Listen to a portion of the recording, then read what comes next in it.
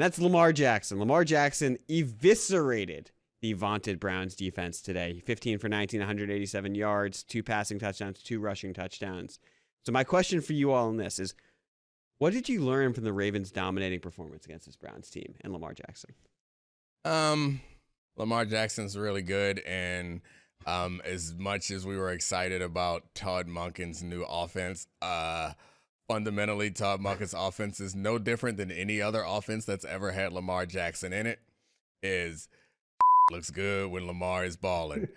Like, I watched this game closely, and I rewatched it from the coach's angle to try to find like unique things that they were doing, that so I could say, see, this is why Todd Monken addition was special. This is why signing these receivers was special. So the receivers weren't playing, with the exception of Zay Flowers, who himself is special. We had a flashback of Mark Andrews, where he's like, oh yeah, don't forget that he's all pro level tight end. And Lamar threw some passes that were awesome. His design runs for 2 touchdowns, and his 2 touchdown passes were incredible. And then that one deep pass to Zay Flowers was just special. And so if I were to give Monken some credit, and Lamar some credit for the like strategy of the game, it seemed like they had a good plan for the blitz. Like, there was this pick route that they ran early to the back that seemed like they obviously saw an opportunity there for the blitz. They ran a bunch of screen passes, which were not even super successful, but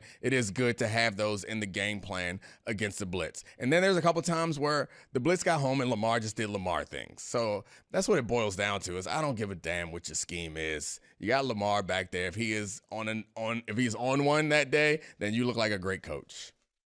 Don't need X's and O's, just need Jimmy's and Joe's, right? No, Lamar's.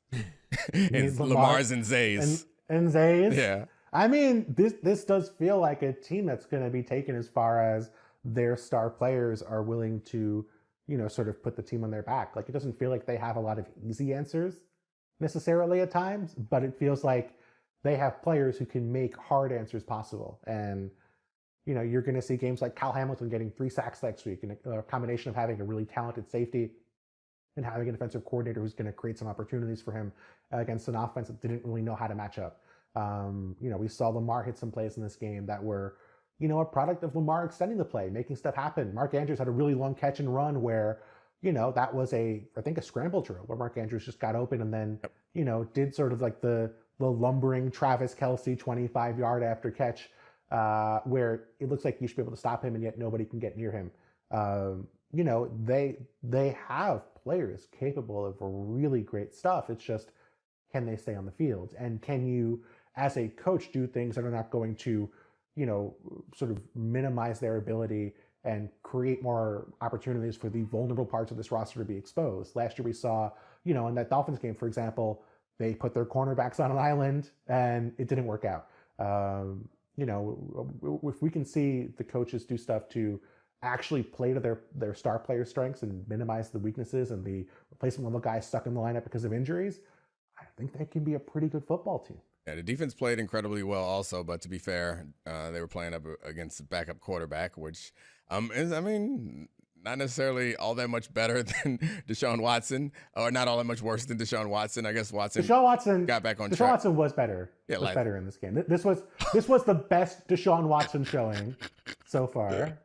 He didn't play one snap, but so this team is impressive, and they feel like, the weird thing is what they did against the Colts last week. Like, it's hard for me to say all the things that I want to say about the Ravens when they can't find a way to put away that game last week with Lamar and with several opportunities. So that's frustrating and disappointing for anyone who believes in them, but they still are in really good shape. And let's not forget, just a week ago, we were talking about this Cleveland Browns defense as if they were by far the best in the league. And best unit, offense or defense. And Lamar and the Ravens had their way with them. I will say that against that defense, they were very aware of Myles Garrett. There's another thing that I was looking to see is they obviously schemed around him. The one time that I found, and maybe there's more, but they would do quick passes. If they were going to single block him, quick passes. If they were doing the deeper stuff, They would obviously put extra people wherever he was. And otherwise, if he was there, they would not block him for the screens and for the read things. It was clear to me that they were like, this guy's not going to ruin it. And I think the one time that they did like a 5 to 7 step drop, like a longer drop, and left him in man coverage, he caused a sack fumble. So other than that, they did not. I mean, the one time that I saw of all the passing plays, they're like, hey, maybe we could pull it off this time. He got back there. So that is smart coaching and strategy, but otherwise it's just like we got the best player on the field.